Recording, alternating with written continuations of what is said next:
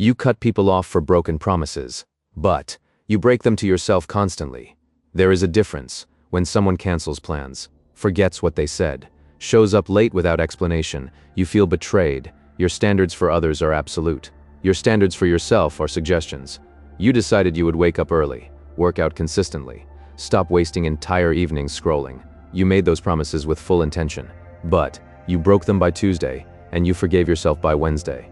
You call it being flexible. You call it self-compassion. You call it understanding your own limitations. But what you are actually practicing is betrayal. The same betrayal you would never tolerate from anyone else. You are building a version of yourself that cannot be trusted, not by others, by you. Your brain is keeping score.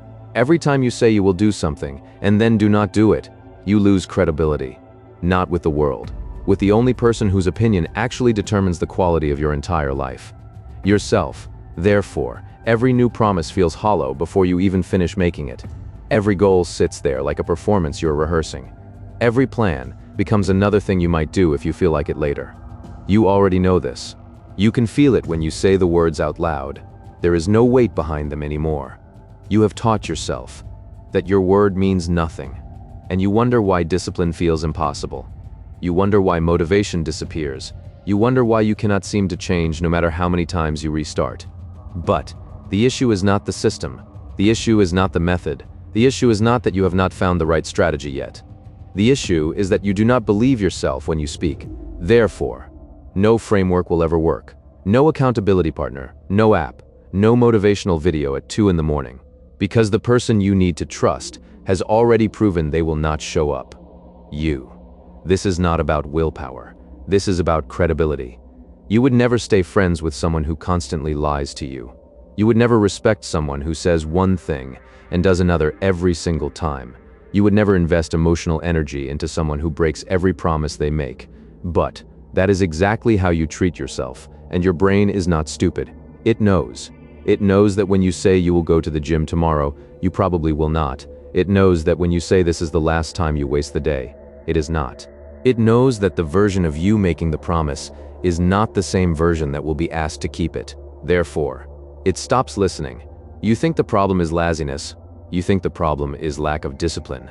You think the problem is that you are broken, weak, fundamentally incapable of change. But you are not incapable. You are just untrustworthy to yourself, and that is the only relationship you can never escape. You can cut off everyone else, fire them, block them, walk away when they let you down. But you cannot fire yourself. You have to live inside this relationship every single day for the rest of your life. And right now, it is broken. Not because you are weak, because you keep choosing the comfort of breaking the promise over the discomfort of keeping it.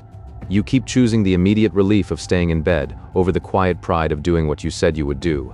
You keep choosing to protect your feelings in the moment over building a version of yourself you can actually respect.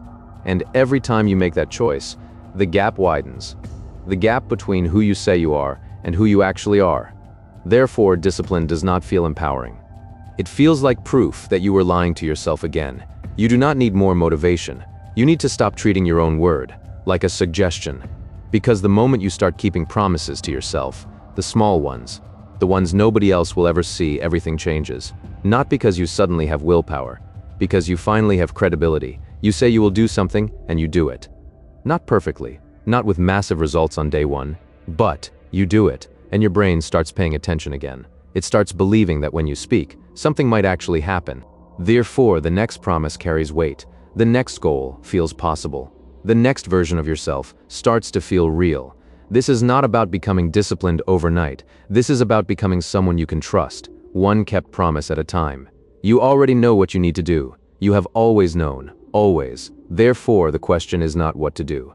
The question is whether you will finally start treating yourself with the same respect you demand from everyone else.